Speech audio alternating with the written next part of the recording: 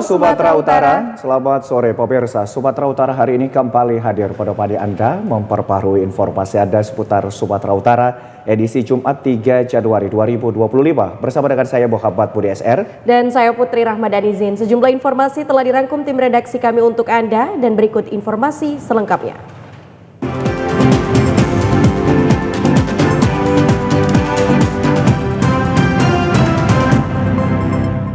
Pemirsa, informasi sore ini diawali dari kota Tanjung Balai. 2 orang nelayan kota Tanjung Balai menemukan 1 bom aktif diduga peninggalan Perang Dunia Kedua saat mencari besi dengan menggunakan magnet di laut. Kedua nelayan ini mendapat bom tersebut di wilayah Pulau Beswesen, Kelurahan Pulau Sibardan, Kecamatan Datuk Bandar Timur, Kota Tanjung Balai, Kamis kemarin.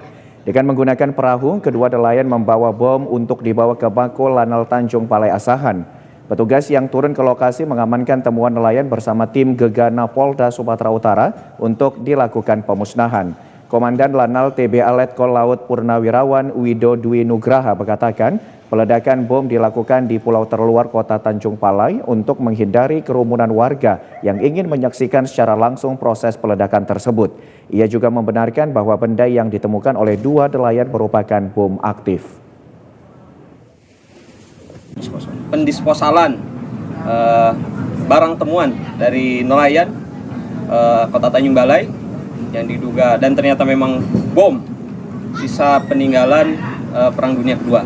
Dengan hasil bom ini sudah dinetralisir dan sudah diledakkan. Pemirsa, 2 rumah semi permanen ludes terbakar di Dusun 6 Desa Ujung Rambung, Kecamatan Pantai Cermin, Kabupaten Serdang Bedagai. Cepatnya api yang membakar material rumah mengakibatkan seorang penghuni rumah mengalami luka bakar saat berusaha membangunkan anggota keluarga yang sedang tertidur. Dari rekaman video amatir terlihat api membakar 2 unit rumah milik warga. Api dengan cepat membesar disebabkan banyaknya material yang terbuat dari kayu dan triplek. Selain menghanguskan 2 rumah, 2 unit sepeda motor juga ikut terbakar, termasuk seluruh peralatan dan perlengkapan rumah tangga. Pemilik rumah dan warga sekitar tidak sempat menyelamatkan barang-barang yang ada di dalam rumah. Menurut salah seorang anak pemilik rumah, Yuliana, sewaktu kejadian dirinya sedang tertidur di dalam rumah bersama sang anak. Sementara sang suami sedang pergi ke warung tetangga, ia terbangun ketika mendengar ayahnya yang menjerit membangunkan dirinya. Saya kan tidur sama anak saya, rupanya tiba-tiba anak saya jerit-jerit, rupanya udah ada kebakaran listrik gitu, jam 11 gitulah, udah asap gitulah, udah merambat. Saya sama anak, suami lagi di keluar di rumah ibu sama bapak. Sementara pemilik rumah sekaligus korban luka bakar Taklip saat ditemui di Rumah Sakit Umum Melati Perbaungan mengaku pada waktu kejadian dirinya sedang duduk di teras rumah bersama anggota keluarga lainnya. Api diduga berasal dari hubungan arus listrik di tiang di bagian atap rumah mereka. Duduk sekitar jam 11 gitu kok kayaknya ada asap, kata ibu. Pak, kok kayak ada asap, Pak. Sebab saya masuk ke dalam, nengok ke dalam, api udah kayak gitu besarnya. Udah nggak tertolong lagi. Itu asapnya itu dari mana asalnya, Pak? Dari tengah rumah itu. Mungkin konslet di apa itu, konslet di listrik itu. Di tengah rumah itu. Peristiwa kebakaran yang menghanguskan 2 rumah ini sudah ditangani Polsek Pantai Cermin dan korban kebakaran sudah mengungsi di rumah keluarga tak jauh dari lokasi kebakaran. Mereka berharap adanya bantuan dari pihak pemerintah terkait agar rumah mereka bisa ditempati kembali. Setelah 3 hari dilakukan pencarian terhadap warga desa Batu Mundo, Mandailing Natal yang tenggelam di perairan Ilik akhirnya ditemukan dalam keadaan meninggal dunia di perairan Pulau Putri, wilayah Kota Sibolga. Tim gabungan Basarnas Polairut dibantu warga melakukan pencarian menggunakan perahu karet, perahu nelayan dan alat selam di wilayah perairan Ilik antara Mandailing Natal dengan Tapaduli Tengah. Selain menurunkan perahu dan alat selam, Basarnas juga melakukan pemantauan dari udara dengan menerbangkan kamera drone. Di hari pertama dan kedua petugas tidak berhasil menemukan korban. Sementara di hari ketiga korban ditemukan di perbatasan Tapaduli Tengah dengan Kota Sibolga, perairan Pulau Putri dengan keadaan sudah tidak bernyawa. Korban pun langsung dievakuasi petugas untuk diserahkan kepada keluarga. Kepala Komandan Basarnas Mandailing Natal, Rizal Rangkuti, membenarkan korban yang ditemukan di perairan Pulau Putri tersebut benar bernama Muhammad Rido, warga Mandailing Natal yang tenggelam 3 hari yang lalu di Desa Batu Mundom. Jasad korban akan diserahkan ke keluarga untuk disemayamkan di desanya. Polda Sumatera Utara melalui bidang Propam masih memeriksa 7 oknum polisi yang diduga menganiaya warga Deli Serdang, Budianto Sitepu hingga tewas. Saat ini pihak kepolisian masih melakukan pemeriksaan mendalam terhadap 7 oknum tersebut dan belum memeriksa warga sipil. Hal itu disampaikan Kepala Bidang Humas Polda Sumatera Utara Kombes Pol Hadi Wahyudi kepada wartawan pada Kamis siang. Sebelumnya seorang warga Deli Serdang, Budianto Sitepu, diduga dianiaya oleh 7 oknum polisi sehingga meninggal dunia. Sebelum dinyatakan meninggal dunia, Budianto sempat mendapatkan perawatan di rumah sakit akibat luka yang cukup serius di sekujur tubuhnya. Keluarga Budianto yang tidak terima dengan kematian korban melaporkan kejadian ini ke Polda Sumatera Utara dan saat ini ke-7 oknum tersebut sudah ditempatkan di sel khusus Propam Polda Sumatera Utara. Hadi mengatakan saat ini perkara tersebut sudah dilimpahkan ke Polda dan proses penyelidikan juga sudah dilakukan oleh Ditkrimum Polda Sumatera Utara. Nantinya ke-7 oknum tersebut akan dilakukan sidang kode etik.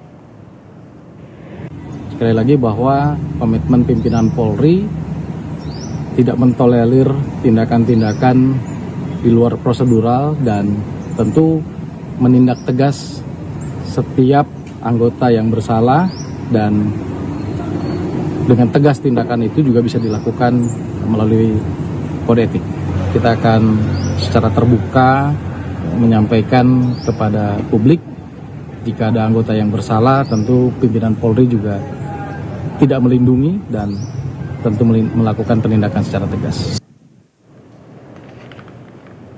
Kita beralih ke Kabupaten Nias, pemirsa. Keluarga korban penganiayaan terhadap anak balita di Kabupaten Nias mendesak kepolisian menjerat pelaku dengan hukuman berat. Setelah menjalani perawatan intensif, korban penganiayaan yakni GM, balita berusia 3 tahun mulai menunjukkan kondisi kesehatan yang membaik. Berdasarkan pernyataan pihak Rumah Sakit Dr. M. Thompson Nias, korban mengalami 2 luka tusukan hingga mengenai organ dalam tubuh balita tersebut. Pihak keluarga mengapresiasi penanganan dan perawatan terhadap anak mereka di rumah sakit, namun berkaitan proses hukumnya, ibu kandung korban meminta kepolisian menjerat pelaku dengan hukuman seberat-beratnya. Ya, biarlah pihak kepolisian aja menanganinya. Ya, saya serahkan aja kepada pihak kepolisian. Ya, hukuman yang ingin. Ya, hukumannya ya mungkin kepolisian sesuai dengan undang-undang lah. KBU Reserse Kriminal Polres Nias, Ibtu Inja Valentidos Kaban mengatakan motif pelaku berinisial AM melakukan penganiayaan terhadap balita tersebut akibat sakit hati terhadap ayah korban. Perkembangan kasus itu dalam waktu dekat segera dilimpahkan ke kejaksaan. Adapun kejadiannya itu pada tanggal 27 Desember tahun 2024 sekira pukul 07.30 WIB di Kecamatan Hiluliho, Kabupaten Nias, tepatnya di dekat rumah korban. Sedangkan pelaku berinisial AM saat ini sudah ditahan di Polres Nias. Terhadap tersangka, kepolisian menerapkan Undang-Undang Sistem Peradilan Anak yakni Pasal 80 Ayat 2 Undang-Undang Perlindungan Anak dengan ancaman 5 tahun penjara. Pemirsa, sejumlah informasi lainnya akan kami hadirkan usai jeda pariwara berikut ini. Tetaplah bersama kami di Sumatera Utara hari ini.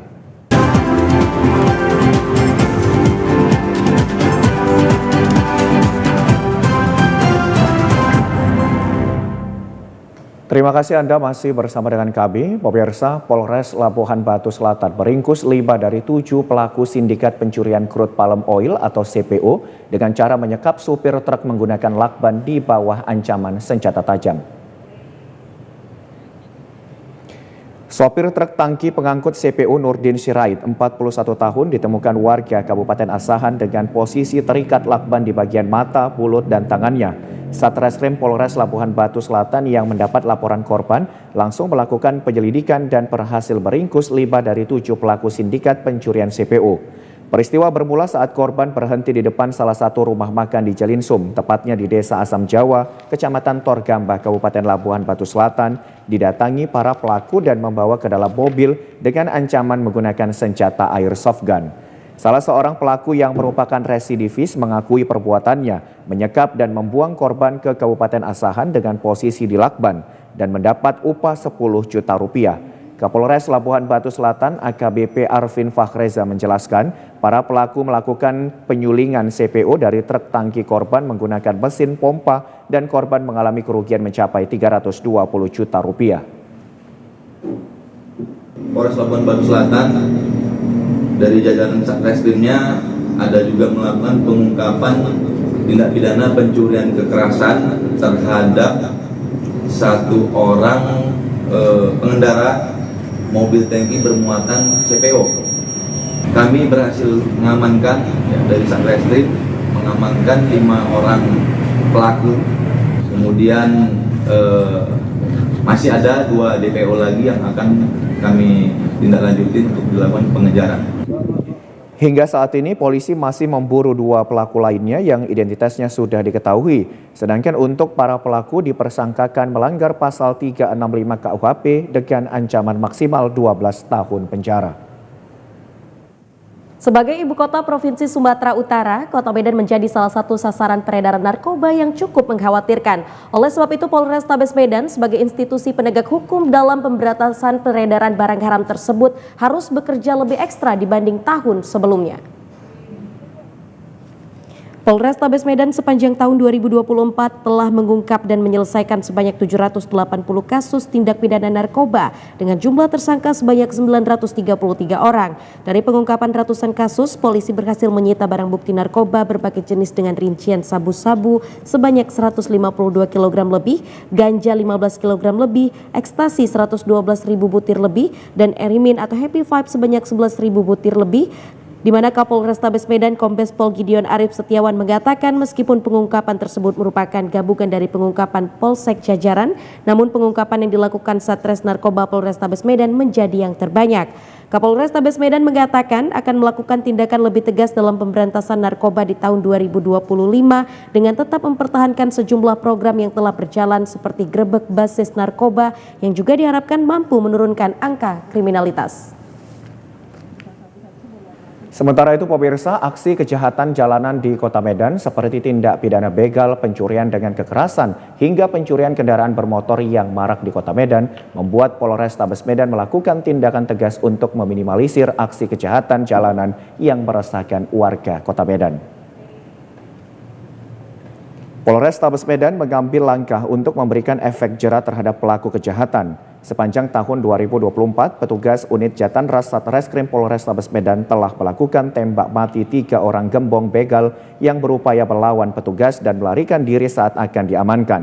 Kapolrestabes Medan Kombes Pol Gideon Arif Setiawan mengatakan, tahun 2024 Polrestabes Medan telah menyelesaikan ribuan kasus tindak pidana umum seperti pencurian dengan kekerasan, pencurian kendaraan bermotor, pencurian dengan pemberatan hingga kasus pidana umum lainnya. Untuk pencurian dengan kekerasan, Polrestabes Medan menegaskan akan tetap melakukan tindakan tegas, namun tetap sesuai dengan standar operasional prosedur penanganan pelaku tindak kejahatan jalanan.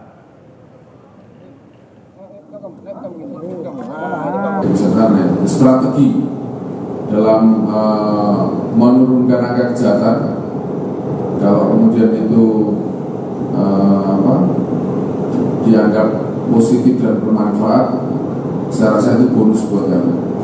Tapi yang paling penting adalah ketika kita melakukan tindakan tegas terukur adalah berdasarkan pertimbangan situasi.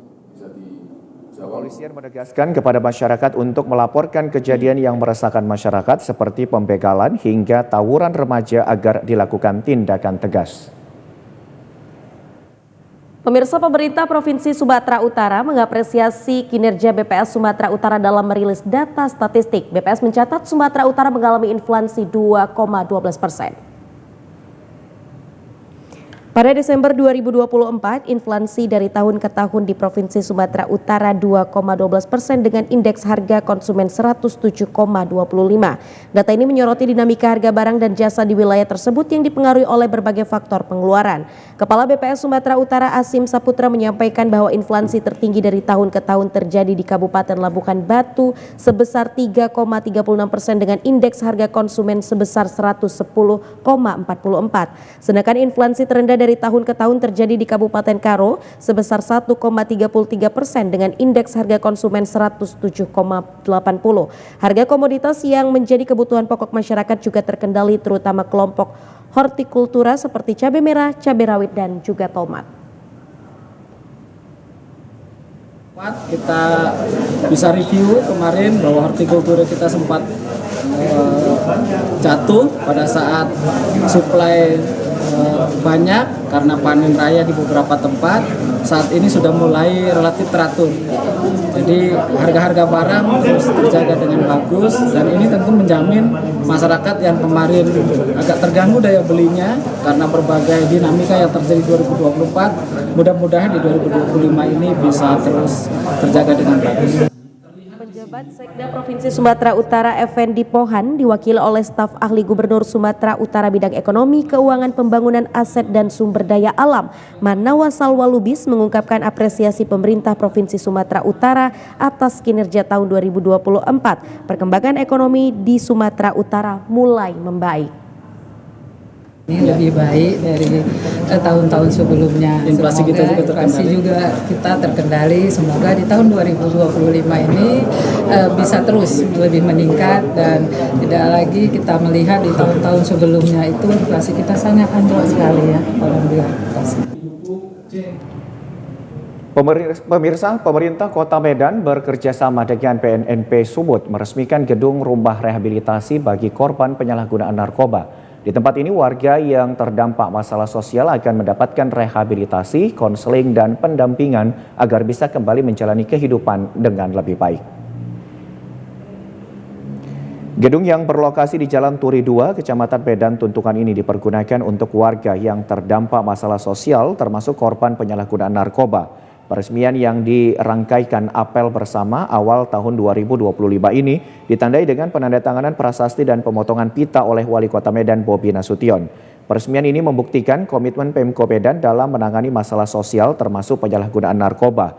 Di tempat ini warga yang terdampak masalah sosial akan mendapatkan rehabilitasi konseling dan pendampingan agar bisa kembali menjalani kehidupan dengan lebih baik. Pengawasan terhadap tindakan penyalahgunaan dan peredaran gelap narkotika pada objek kesepakatan bersama melalui surat pernyataan bermaterai, deteksi dini penyalahgunaan narkotika secara rutin dilakukan melalui pendampingan berkelanjutan terhadap pecandu hingga pulih dan kembali produktif di tengah masyarakat. Dalam kegiatan ini juga diikuti oleh Wakil Ketua DPRD Medan, para asisten pimpinan perangkat daerah, dan segenap ASN Pemko Medan.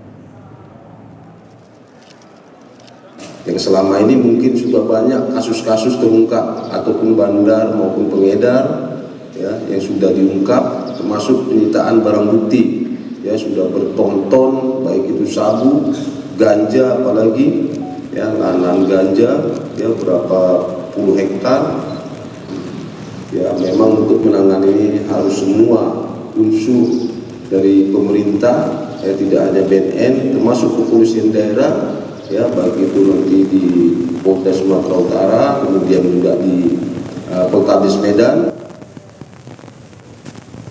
Pemirsa, informasi lainnya akan kami hadirkan sesaat lagi. Tetaplah bersama kami di Sumatera Utara hari ini. Dan terima kasih Anda masih bersama dengan kami, pemirsa. 2 hari pasca libur Natal dan Tahun Baru di kilometer 65, tepatnya di rest area B Pos Pelayanan Nataru Polres Serdang Bedagai, situasi arus balik terpantau ramai lancar. Kantong-kantong parkir di rest area B masih mencukupi untuk para pemudik. Dari pantauan di kilometer 65 rest area B Pos Pelayanan Polres Serdang Bedagai, tampak sejumlah kendaraan pemudik pada arus balik Nataru dari arah Pematang Siantar menuju Kota Medan ramai lancar. Pemudik yang singgah ke rest area didominasi untuk beristirahat setelah perjalanan panjang mudik Nataru. Ibda Joko selaku perwira pengendali mengatakan arus balik 2 hari pasca Nataru sejumlah kendaraan sudah menunjukkan adanya kenaikan lonjakan kendaraan. Namun demikian, petugas gabungan yang ada di pos pelayanan rest area B tetap memantau dan memperhatikan kebutuhan untuk kantong parkir bagi pemudik. Saat ini jumlah kantong parkir yang ada di pos hanya mampu menampung 300 kendaraan serta 50 unit truk. Jika terjadi lonjakan tinggi telah diantisipasi dengan menggunakan alternatif pembatasan. Ibda Joko menghimbau kepada pemudik tetap berhati-hati dan jangan meninggalkan barang berharga jika hendak beristirahat atau sekedar untuk makan dan minum di gerai yang ada rest area B. Libur Natal dan Tahun Baru 2025, peningkatan jumlah penumpang di stasiun kereta api Kisaran mengalami kenaikan hingga 100%. Peningkatan jumlah penumpang sudah terlihat dalam beberapa hari ini di stasiun kereta api Kisaran, di mana terlihat tumpukan para penumpang yang sedang menunggu kedatangan kereta api. Petugas stasiun kereta api Safran menyebutkan saat arus mudik dan arus balik Natal dan Tahun Baru jumlah penjualan tiket mencapai 1000-an per harinya. Sementara pada hari biasa hanya 500 tiket yang terjual. Kebanyakan para penumpang tersebut membeli tiket secara online. Sedangkan untuk pemesanan tiket dari loket stasiun kereta api hanya melayani 3 jam sebelum keberangkatan, itu pun jika tiket masih tersedia. Namun biasanya tiket sudah habis terjual melalui pembelian online yang kebanyakan dipesan para penumpang dengan tujuan Kisaran Medan. Peningkatan sendiri itu dari hari biasanya ada 2 kali lipat dari biasanya, Pak.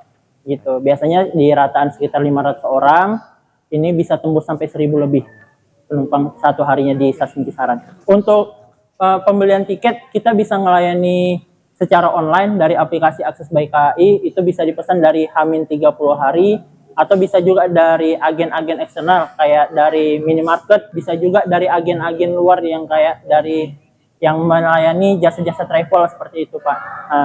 Sedangkan untuk loket sendiri kita hanya melayani 3 jam sebelum keberangkatan selama tiket masih tersedia. Pemirsa, kunjungan wisatawan ke tempat-tempat objek wisata di Kabupaten Toba pada masa Nataru berkurang, tidak seperti tahun-tahun sebelumnya. Seperti halnya objek wisata Pantai Indah Pasir Putih Lumban Bulbul Balige, Kabupaten Toba, hingga hari ketiga tahun baru pengunjung tidak begitu ramai yang datang menikmati masa liburan. Salah seorang pelaku wisata, Monang, mengatakan tahun lalu wisatawan sudah memadati objek wisata Pantai Indah Pasir Putih Lumban Bulbul mulai dari 31 Desember. Kunjungan wisatawan biasanya didominasi dari anak-anak rantau yang berasal dari daerah lain. Namun kali ini wisatawan terlihat jauh berkurang. Hal ini sangat dikeluhkan oleh para pedagang maupun pelaku wisata di Kabupaten Toba. Menurut Monang, berkurangnya wisatawan yang berkurang ke objek-objek wisata di Kabupaten Toba dikarenakan kurangnya pelayanan yang baik dan para pelaku wisata belum siap sepenuhnya menyambut wisatawan yang datang. Selain itu, mahalnya biaya parkir, makanan dan minuman yang dijajakan di beberapa objek wisata juga menjadi kendalanya. Monang berharap kepada Pemkab Toba agar dapat mengatasi segala kekurangan dan kelemahan dalam mempromosikan pariwisata di Kabupaten Toba. Pengunjung itu tidak masalah harga, tapi pelayanan kita bisa mengobatinya. Tapi kalau saya lihat karakter kita belum siap. Biasanya dari depan rumah ini udah macet. Ini sepi. Artinya kalau seperti saya bilang, kadang harga itu kalau pengunjung itu orang bawa duit. Kadang-kadang sebetulnya masalah harga itu sebetulnya nomor 2, tapi pelayanan itu keramat-tamat. Pemirsa, kami akan kembali dengan sejumlah informasi lainnya. Tetaplah bersama kami akan segera kembali.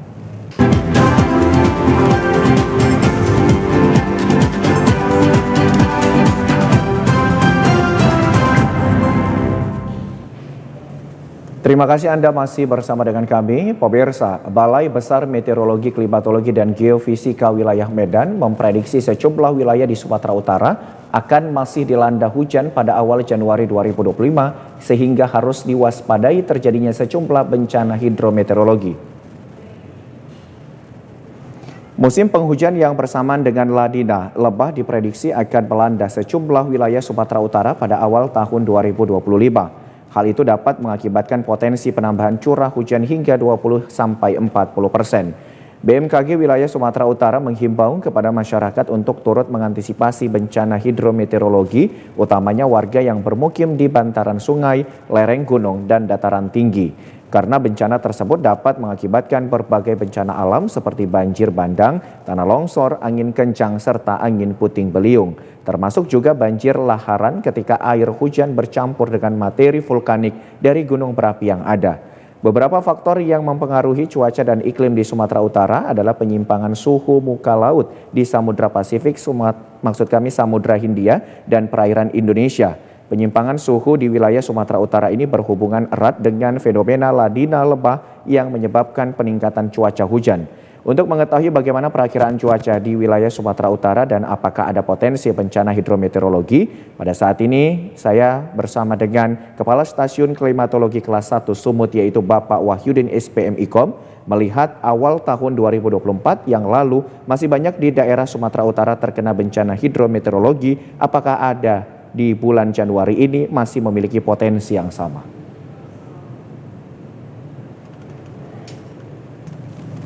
Pemirsa, berikut informasi perakiraan cuaca di sejumlah daerah di Sumatera Utara dari Badan Meteorologi, Klimatologi, dan Geofisika Wilayah 1 Medan berlaku pada Sabtu 4 Januari 2025. Halo Sobat BMKG, kembali bersama saya Enda Paramita, Prakirawan BBMKG Wilayah 1 yang akan menyampaikan info perakiraan cuaca dan hotspot Provinsi Sumatera Utara untuk Sabtu 4 Januari 2025. Pada pagi hari diperkirakan cerah berawan dan berpotensi hujan ringan di wilayah Asahan, Batubara, Deli Serdang, Medan, Tanjung Balai, Tebing Tinggi, Labuhan Batu, Langkat, Serdang Bedagai, Simalungun, dan sekitarnya.